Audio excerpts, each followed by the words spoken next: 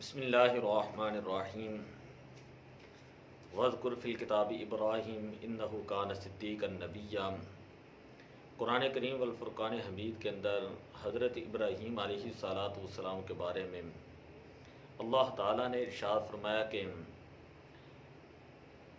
حضرت ابراہیم علیہ السلام کو یاد کریں، اِنَّهُ كَانَ صِدِّيقًا نَبِيًّا، بے شک وہ اللہ تعالیٰ کے سچے نبی تھے۔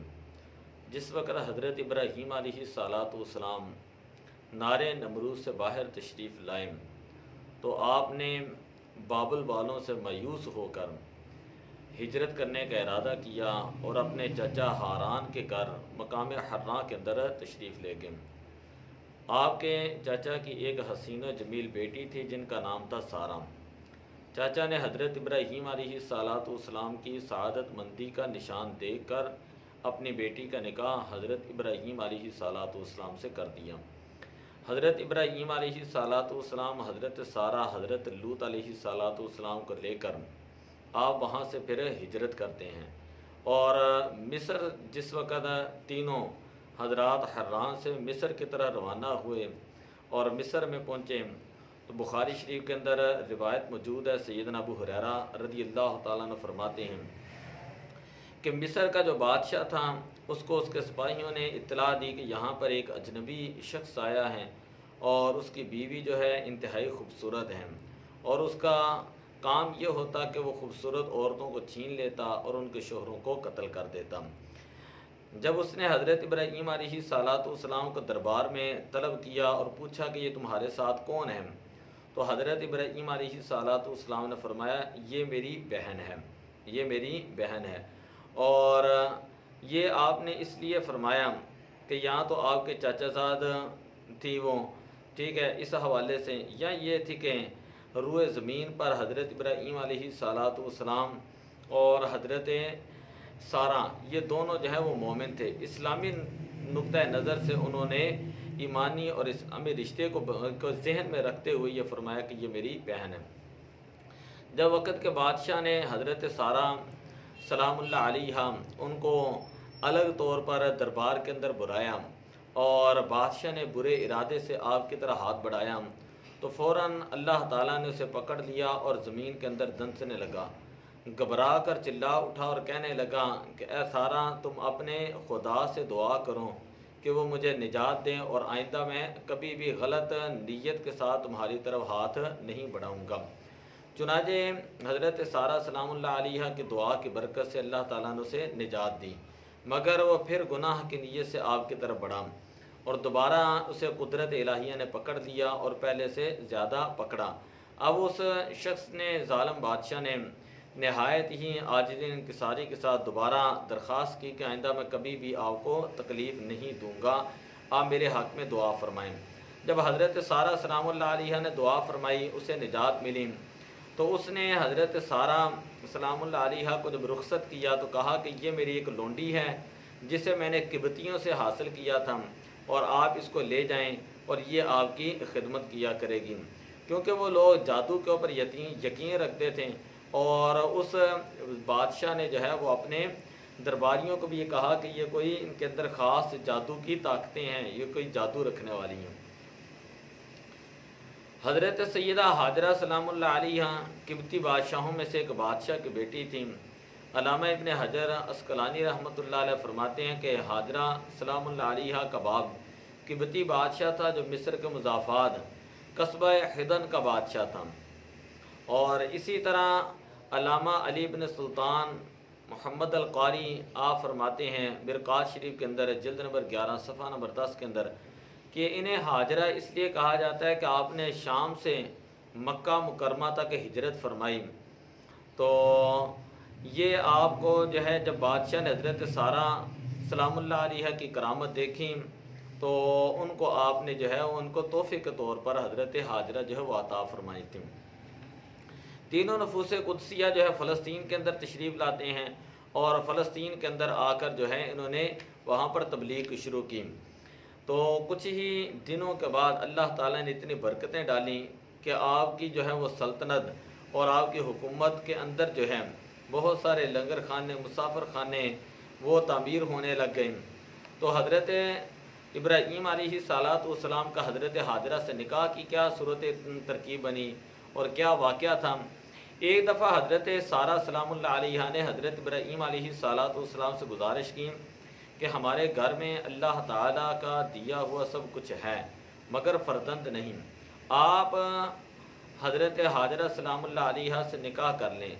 شاید اسی سے ہی اللہ تعالیٰ ہمیں اولاد عطا فرمائے۔ حضرت سارہ سلام اللہ علیہ کی درخواست قبول کی گئی اور حضرت ابراہیم علیہ الصلوۃ والسلام نے حضرت حاجرہ سلام اللہ علیہ سے نکاح کر لیا۔ حضرت حاجرہ سلام اللہ علیہ کے بطن سے حضرت اسماعیل علیہ الصلوۃ والسلام جو ہے وہ پیدا ہوئے۔ پھر ایک مرتبہ آپ جو ہے حضرت ابراہیم علیہ الصلوۃ والسلام اپنے بیٹے کو پیار کر رہے تھے کہ حضرت سارہ سلام اللہ علیہ نے دیکھا تو فرمایا کہ آپ ان کو جو ہے کسی اور جگہ پر چھوڑ آئیں۔ تو حضرت ابراہیم علیہ الصلوۃ والسلام حضرت حاجرہ اور اپنے بیٹے کو لے کر جو ہے وہاں سے رخصت ہوئے اور بے آب و گیا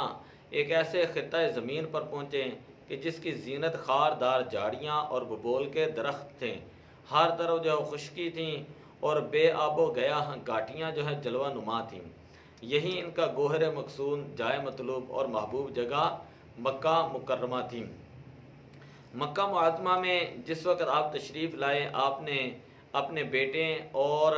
حضرت حاجرہ سلام اللہ علیہ کو وہاں پر چھوڑا، اور جب وہاں سے آنے لگے تو حضرت سیدہ حاجرہ سلام اللہ علیہ بولی کیا آپ نے اللہ کے حکم پر ہمیں یہاں پر چھوڑا ہے؟ تو حضرت ابراہیم علیہ الصلوۃ والسلام نے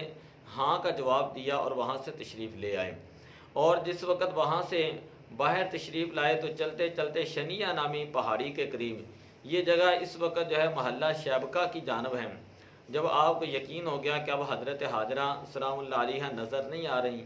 آپ نے کعبۃ اللہ کی طرف منہ کر کے دونوں ہاتھ اٹھا کر اللہ تعالیٰ کی بارگاہ میں دعا کی، ربنا انی اسکنت من ذریتی بواد غیر ذی زرع عند بیتک المحرم، کہ اے باری تعالیٰ بے شک میں اپنی اولاد کو ایک ایسی وادی میں چھوڑ کر جا رہا ہوں جہاں پر کوئی جو ہے وہ کھیتی باڑی نہیں،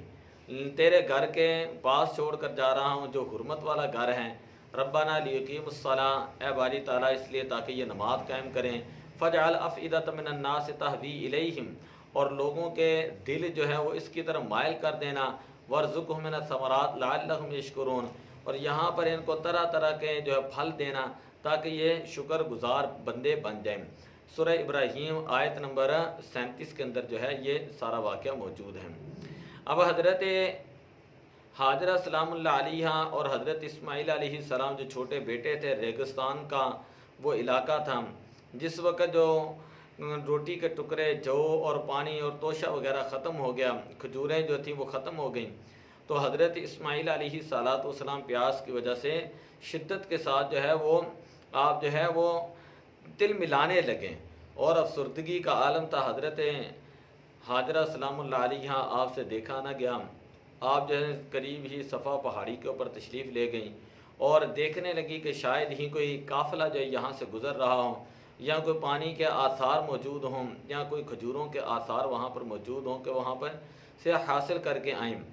پھر وہاں سے آپ دوڑتی ہوئیں جو ہے صفا سے پھر مروہ کی طرف تشریف لے گئیں کہ آپ کہیں وہاں پر کوئی قافلہ نظر آ جائے یا کوئی پانی کے آثار نظر آ جائیں۔ اس طرح حضرت حاجرہ سلام اللہ علیہ نے 7 چکر لگائے، صفا اور مروہ کے درمیان آپ نے 7 جو ہے وہ چکر لگائیں، اور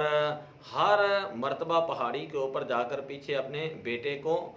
دیکھتی کہ حضرت اسماعیل علیہ السلام شدت پیاس سے رو رہے ہیں اور بے تابی کے ساتھ زمین پر ایڑیاں رگڑ رہے ہیں۔ اللہ کی قدرت ایسی ہوئی کہ ایڑیوں کے رگڑنے سے وہاں سے ایک پانی کا چشمہ جاری ہوا۔ جب حضرت حاجرہ سلام اللہ علیہ نے وہ پانی کے چشمے کو دیکھا تو اس کے ارد گرد مٹی کی ایک باڑ باندھ دی اور فرمایا کہ یا ماء زمزم، یا ماء زمزم، کہ اے پانی تو ٹھہر جا۔ اسی وجہ سے آج تک اس پانی کا نام جو ہے وہ زمزم ہے، جسے آب زمزم جو ہے وہ کہا جاتا ہے، اور اس کا پانی جو ہے وہ نہایت ہی خوبصورت پانی ہوتا ہے۔ نبی اکرم صلی اللہ علیہ وسلم نے فرمایا یرحم اللہ ام اسماعیل،